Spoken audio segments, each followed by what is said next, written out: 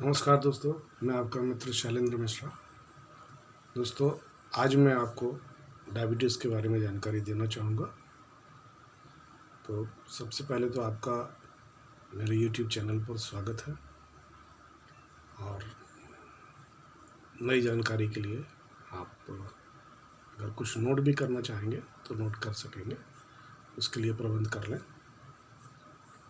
दोस्तों, डायबिटीज़ आज के समय में एक बीमारी ना हो के एक फैशन वाली बीमारी बन गई है, जिसमें बहुत कम उम्र के लोगों को भी ये परेशानी होने लगी है। एक्चुअली ये आपके जो शारीरिक तंत्र है उसकी खराबी के कारण हो रहा है। खराबी क्यों हो रही है? क्योंकि मेरा तो वही कहना है, अनियमित दिनचर्या।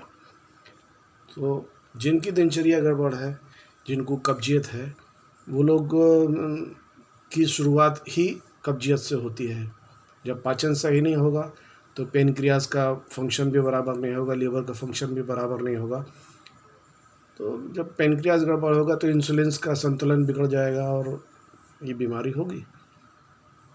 तो खैर हो गई है, कोई बात नहीं है, उसके लिए बड़े बड़े डॉक्टर लगे हुए हैं और मेरे जैसे कुछ लोग हैं जो प्राकृतिक तरीके से उसको ठीक करने के लिए सहायक हैं। तो कृपया कुछ बातों को गौर करें।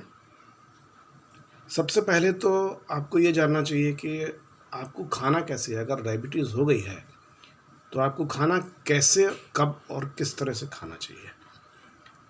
तो सबसे बड़ी चीज़ आपको बता दूं, कभी भी इकट्ठा एक बैठक में बैठ के नहीं खाना चाहिए। इसको कम से कम हर 2 घंटे में कुछ कुछ थोड़ा लेके आप अगर चलते हैं तो आपको आपकी परेशानियां बहुत कम हो जाएंगी।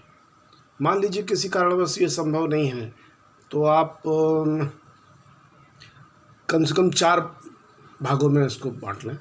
नाश्ता, शाम का नाश्ता, दोपहर का भोजन, रात्रि का भोजन। तो इसको थोड़ा सा अल्प मात्रा में लेके आप इसको चलाएं। दूसरा, इसमें आपको थोड़ा सा एक्सरसाइज पे विशेष ध्यान देना पड़ेगा। अब उम्र की वजह से अगर आप एक्सरसाइज नहीं कर सकते हैं तो आप टहलें, थोड़ा सा तेज़ टहलें। गिनती से 2000 कदमों से कम किसी भी हालत में नहीं होना चाहिए। इससे ज़्यादा आप जितना भी करते हैं बहुत अच्छी बात है, लाभ आप ही को होगा। दूसरा प्रश्न लोग करते हैं कि नींद आती है, दोपहर में नींद आती है, तो ध्यान रखें दोपहर में ना सोएं, आराम कर सकते हैं। क्योंकि दिवा स्वप्न जो है वो आपके नर्वस सिस्टम को, आपकी पाचन संस्थान को विकृत करता है। आपकी फिर रात में नींद बराबर नहीं होती है।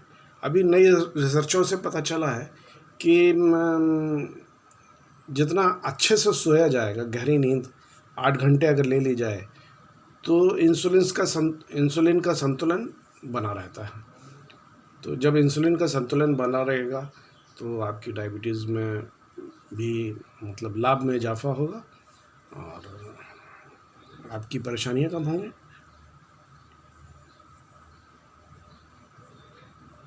अगर शुगर लेवल नहीं बढ़ रहा है तो एक छोटी छोटी चीज़ों से एक जगह स्थिर हो गया है या दवाइयों से स्थिर हो गया है तो उसको और नीचे लाने के लिए आपको कुछ घरेलू इलाज बताता हूँ जो बहुत कारगर हुए हैं, जिसका लाभ देखने को मिला है। तो सबसे पहले सवेरे खाली पेट 2 से 3 पत्ती तुलसी की आप ले लें। वैसे तो तुलसी को चबाया नहीं जाता है, वैसे ही पानी के साथ में उसको गोली बना के उसको ले लीजिए। इससे आपका जो शुगर लेवल है ये काफ़ी नियंत्रण में रहेगा, बढ़ने नहीं पाएगा। दूसरा, जब भी आप खाना खाते हैं या कुछ भी खाते हैं, वो खाने के बाद में आप थोड़ा सा सौंफ ज़रूर लें। सौंफ पाचन को भी ठीक रखती है मन को भी प्रसन्न रखती है, माउथ फ्रेशनर भी है, और कब्जियत में भी कहीं ना कहीं से सहयोगी होती है। पेट में अगर गैस रुक रही है तो वो गैस भी रिलीज़ करती है। सवेरे खाली पेट टमाटर, खीरा और करेले का बराबर बराबर मात्रा में जूस बनाएं और ये खाली पेट लें। इससे आपका इंसुलिन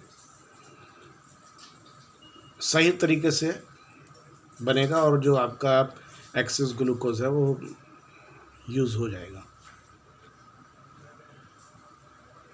एक बहुत कॉमन चीज़ जो आपके रसोई में ही रहती है मगर उसको आप कभी गौर नहीं करते, मेथी दाना।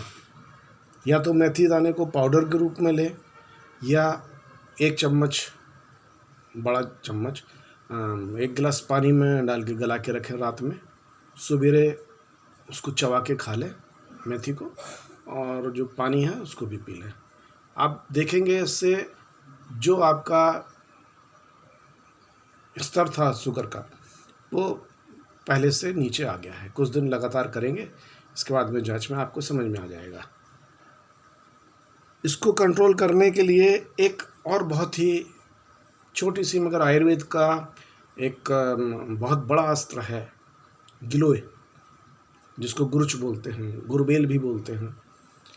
तो इसको आप उसका भी थोड़ा सा 1 इंच टुकड़ा ले लें, उसका काढ़ा बना के इसको आप लें तो बहुत आराम मिलेगा आपको। और जो हमेशा डर बना रहता है शुगर बढ़ जाएगी, आगे नहीं जाने पाएगी।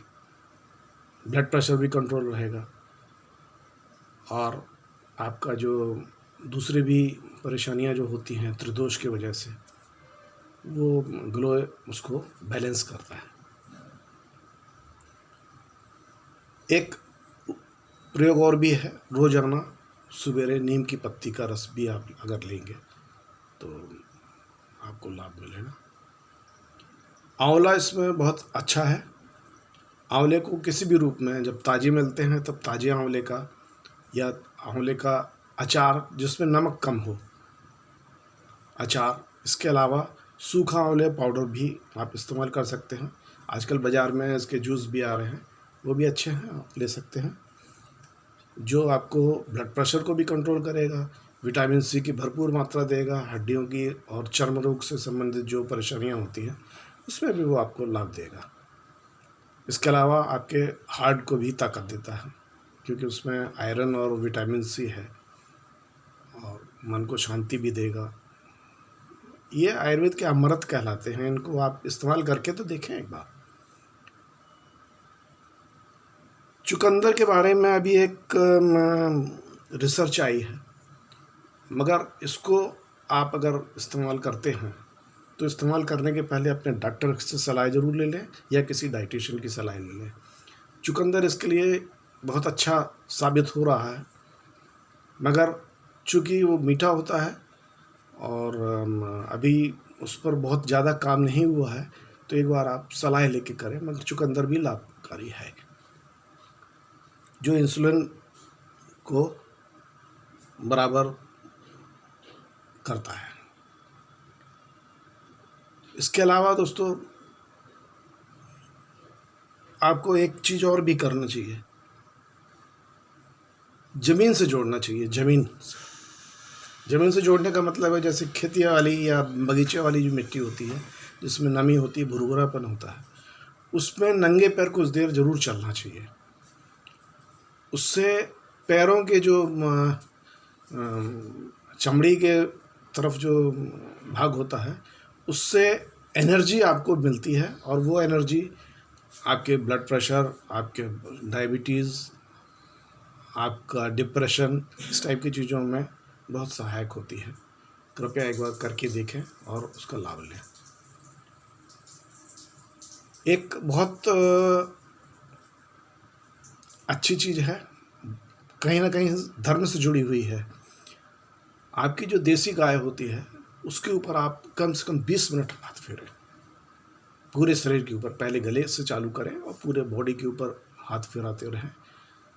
गाय बड़े आराम से हाथ फिरवाती है और वो करती है। इससे आपके शरीर में जो एक ऊर्जा वहाँ से बनती है, वो ऊर्जा डायबिटीज़ के लिए बहुत ही रामबाण चीज़ है।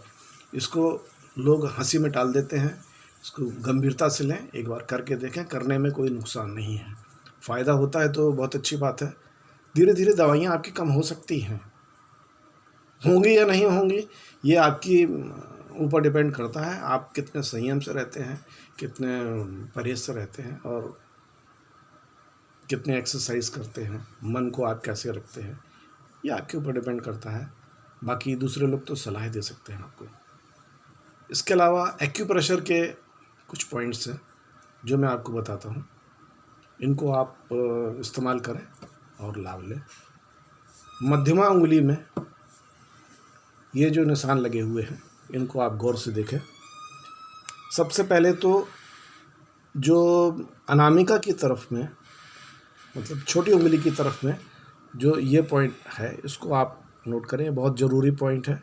1, 2 और ये बीच में लाइन के ऊपर 3, और एक पॉइंट है नाखून के बीचों बीच, इधर हथेली साइड में, देखिए आपको दिख रहा होगा पर आराम से, ये, और एक ठीक बीचों बीच। इन पॉइंटों के ऊपर आप मेथी दाना या खड़ी मूंग की दाल जो होती है वो टेप से लगा के रखें। इसके अलावा एक पॉइंट और है जो तर्जनी उंगली के नाखून के ठीक नीचे होता है, जोड़ के बिल्कुल ऊपर, इसको आप इस्तेमाल करें। इसी तरह से एक पैर में भी, पैर के अंगूठे में होता है, जो मैं अंगूठा उठा के आपको नहीं दिखा सकता, तो उसको ये मान लीजिए कि आप, ये पैर का अंगूठा है, तो बाहर की साइड में जहाँ पे नाखून ख़त्म होता है, यहीं पर ये पॉइंट है, इसके ऊपर भी एक दाना आप बांध लें। देखेंगे आपको लगाते ही कुछ समय के बाद में आपको आराम आने लगता है। सबसे पहला प्रभाव मिलेगा आपका मुंह सूखना, जो मुंह सूखता है, प्यास ज़्यादा लगती है, इसमें आपको तुरंत में फ़र्क आएगा। आपको बार बार यूरिन के लिए जाना पड़ता है, उसमें तुरंत में फ़र्क आएगा, एक ही दिन में फ़र्क आ जाएगा, ये आप गौर करें। तो आज के लिए बस इतना, क्योंकि वीडियो काफ़ी लंबा हो रहा है, तो इस चीज़ को मैं डायग्राम से भी आपको दिखाने की कोशिश करूँगा, आप देखें और इसकी लाभ लें। दोस्तों, अगर आपने सब्सक्राइब नहीं किया है तो सब्सक्राइब कर दें, जिससे आपको नई इन्फॉर्मेशन मिलती रहेगी। और साथ में मुझे उत्साहित करने के लिए लाइक भी करें, शेयर भी करें, और कमेंट्स से अपनी शुभकामनाएं, आपके विचार, आप और क्या चाहते हैं, आप किस बीमारी के बारे में आप जानना चाहते हैं, वो आप मुझे करके प्रोत्साहित करें। देखिए, मैं मेहनत तो कर रहा हूँ, इसमें मेरा हित कम है। मैं सोचता हूँ कि आज के महंगे युग में आपकी जेब के ऊपर वजन ना पड़े, एक आपका शुभचिंतक होने के नाते मैं कर रहा हूँ, तो कृपया मुझे उत्साहित भी तो करें, आपकी ड्यूटी है। मैं अपनी ड्यूटी कर रहा हूँ, आप अपनी ड्यूटी पूरी करें। नमस्कार।